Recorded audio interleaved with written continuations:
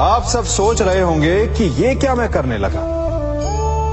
मैं इस पौधे को जड़ से उखाड़ रहा हूं। आश्चर्य हो रहा है ना कि एक पौधे को उखाड़ना या काटना ना केवल एक अपराध है अपितु पाप भी है।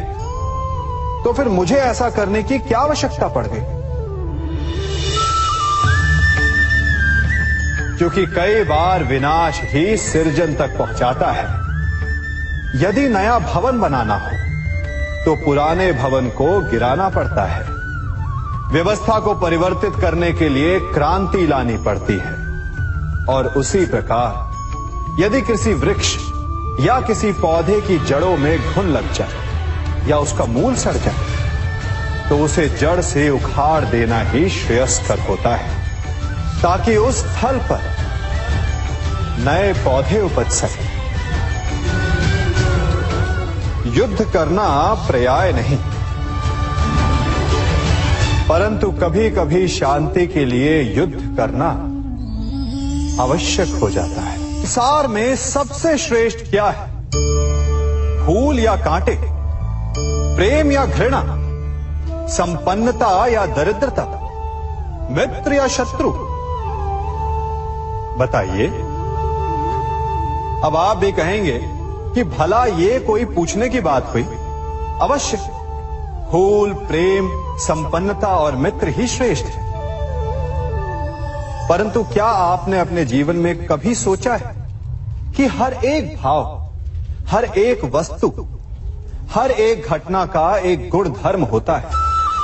त्वचा पर जलन करने वाले फूलों से अधिक श्रेष्ठ वो कांटे हैं जिनसे आप अपने घर की बाढ़ बनाते हैं ताकि वन्य पशु आपके भीतर ना आ सके।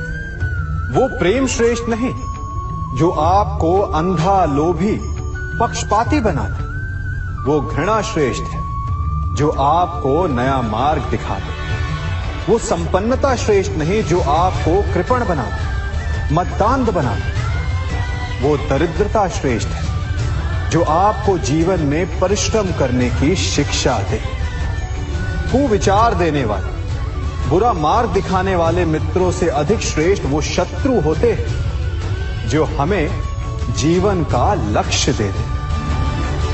इसलिए अपने जीवन में हर वस्तु, हर भाव, हर घटना के गुण धर्म को पहचानिए और उसके पश्चात अपना चयन कीजिए। स्वर्ण। हम सभी को अपने जीवन में स्वर्ण से कभी ना कभी कुछ ना कुछ थोड़ा या अधिक मोह होता ही है ना? परंतु क्या आपने कभी सोचा कि स्वर्ण को प्राप्त कैसे किया जाता है? जब भूमिगत खदानों से स्वर्ण को निकाला जाता है तब वो एक पाषाण की भांति होता है। ऐसा पाषाण जिससे आप किसी को भी मार सकते हैं, परंतु उसे आभूषण के रूप में स्वयं के शरीर पर धारण नहीं कर सकते। यदि उसे आभूषण बनाना है तो उसे लंबी यात्राएं करनी होती है।